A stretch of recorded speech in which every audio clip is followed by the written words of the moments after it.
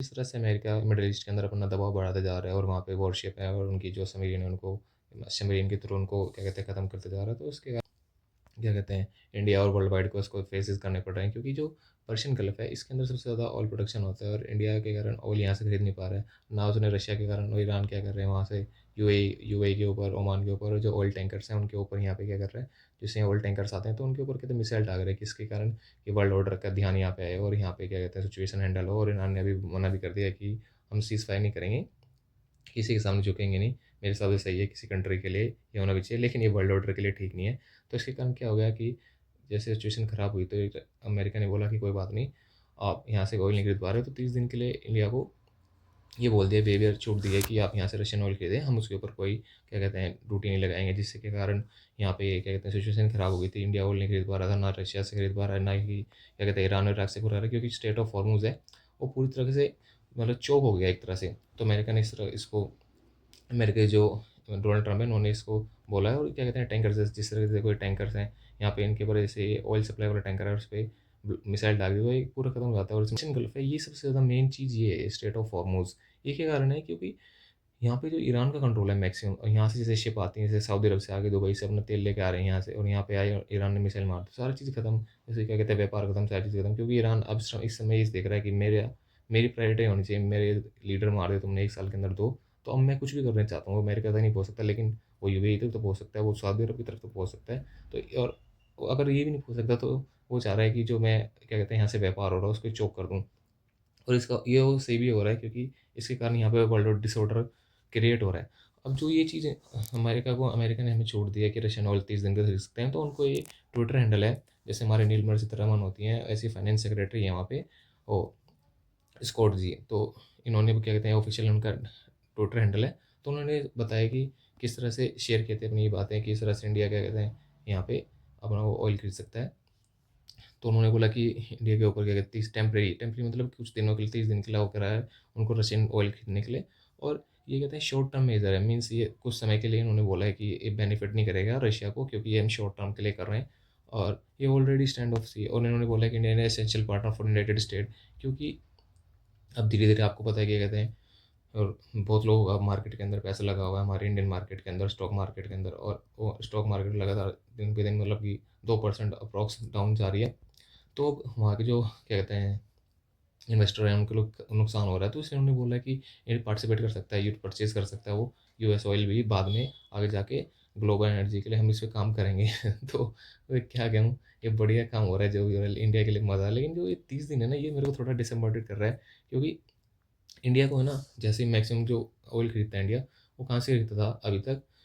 अभी तक मीन्स यहाँ से जैसे कि रशिया से खरीद रहा था, रशिया ने अमेरिका ने बोला कि यहाँ से तो आप बिल्कुल नहीं खरीद सकते क्योंकि ये तो यूक्रेन को फंडिंग कर रहा है। ठीक है भाई, हम इराक इराक से खरीद लेते हैं। इराक से हम खरीद नहीं पा रहे हैं क्योंकि ये जो पर्शियन गल्फ है ये पूरा ब्लॉक हो चुका है। फिर सऊदी अरब, ये सारी चीज़ पर्शियन गल्फ के अंदर ही हो रही है, ये सारी चीज़ें चौक हो चुकी हैं और रशिया से हम खरीदने नहीं दे रहे। तो उन्होंने क्या बोला कि कोई बात नहीं, आप रशिया से खरीद लो, कोई बात नहीं, मैं फंडिंग देख लूँगा। लेकिन यहाँ तो मैं आपको बता रहा था ये पर्शियन गल्फ है, ये क्या कहते हैं किस तरह से इंडिया के लिए या फिर वर्ल्ड के लिए किस तरह से मैटर करता है कि 30 पर ग्लोबल का जैसे ऑयल ट्रेड है ना 30% यहीं से हो रहा है। यहीं से यहाँ देखो यूरोप को जाता है यहाँ से स्विच कैनाल से, और यहीं से ये कहते हैं इंडिया को या फिर जो ग्लोबल साउथ की जैसे इंडोनेशिया और यहाँ मलक्का स्टेट से होते हुए चाइना, या फिर यहाँ पे या सी पैक बना रखा उन्होंने चाइना वालों ने, यहाँ पे चाइना को चले जाता है। अभी सी पैक इतना वो नहीं है, लेकिन मैक्सिमम सी रूट से ही ज़्यादा, क्योंकि वो सस्ता ही पड़ता है। और ग्लोबल वो जो एलएनजी मतलब कि गैस है वो भी यहीं से कहते हैं प्रोड्यूस होती है। लेकिन यहीं पे ईरान ने इतना बढ़िया काम कर रखा है कि इसको ही चोक कर दिया। अब यहाँ से ना व्यापार होगा ना से कुछ होगा, और सबका ध्यान कहाँ आएगा इराक के ऊपर कि इसको सीज फायर करो या फिर इसको रोको किस तरह से भी, हमें नहीं पता। क्योंकि इसके कारण वो जो ग्लोबल डिसऑर्डर है वो ख़राब हो रहा है।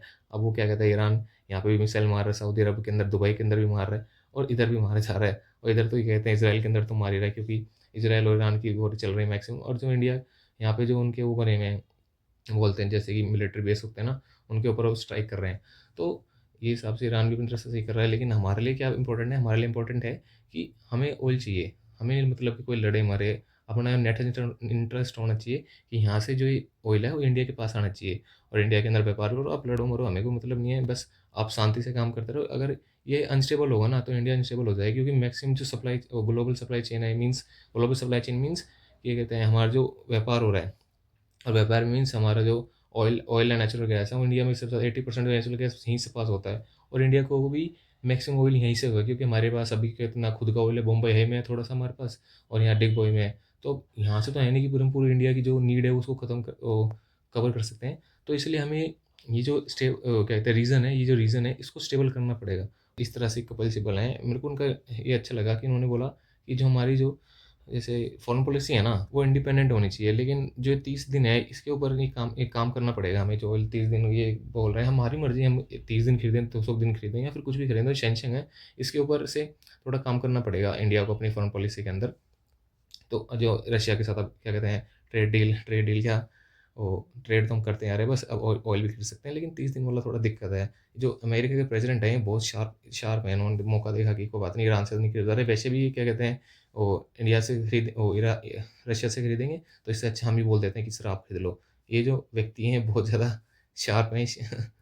तो ये अपने क्या कहते हैं नेशनल इंटरेस्ट हमेशा ऊपर कहते हैं। इंडिया ने चाइना के साथ जो गलती हुई थी, उन्होंने बोला कि चाइना के साथ जो गलती हुई थी, हमें 20 साल पहले हमने जो गलती कर दी थी, क्या कहते हैं ट्रेड डील करते हुए, अब इंडिया के साथ जो ट्रेड डील कर रहे हैं उसके अंदर ऐसी गलती नहीं करेंगे कि हमें बाद में पछताना पड़े। हमारा जो नेशनल इंटरेस्ट है वो हमेशा ऊपर होगा, बजाय कि क्या कहते हैं इंडिया के नेशनल इंटरेस्ट के लिए। और ऐसे ही सबको होना चाहिए, इंडिया भी अपना नेशनल इंटरेस्ट, आपको पता है अजय शंकर जिस तरह से दबाव देते हैं, वो वही पर्चे खोल देता है हर किसी के।